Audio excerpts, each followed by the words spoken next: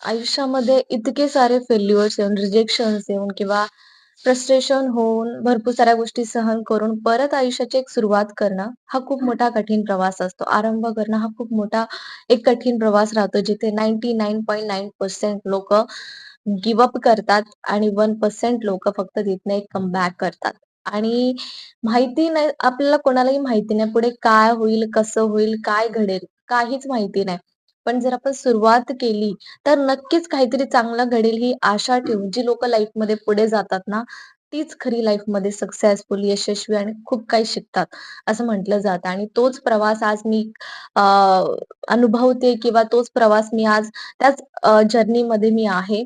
आणि नक्कीच तुम्ही सुद्धा या जर्नीचा पार्ट असाल. तुमच्या लाईफमध्ये सुद्धा हा एक्सपिरियन्स घेत असाल. जर तुमच्या लाईफमध्ये पण भरपूर सारे रिजेक्शन्स, फेल्युअर्स भरपूर काही आला असेल ना, तर कधीही गिव्ह अप नका करू.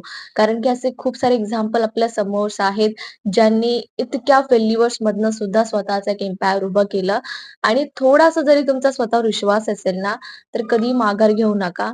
करा सुरुवात आणि कमबॅक करा किंवा एक नवीन बिगिनिंग करा आयुष्यामध्ये. एक ना एक दिवस तुमचा नक्की असा तुम्हाला दिसेल, ज्या दिवशी तुम्हाला स्वतःवर अभिमान वाटेल, की मी माघार नाही घेतली. मी पुढे आलो आणि आज मी माझ्या आयुष्यामध्ये खूप सक्सेसफुल आहे आणि तेच एक दिवस तुमचं बाकीच्या लोकांशी तुम्ही इन्स्पिरेशनल बनाल आणि तीच तुमची खरी जर्नी राहते.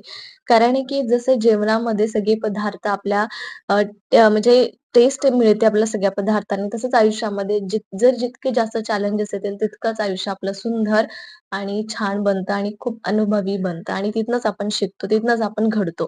जर ही तुम्ही जर्नी अनुभवली असेल किंवा अनुभवत असाल, तर कमेंट्समध्ये नक्की मला सांगा.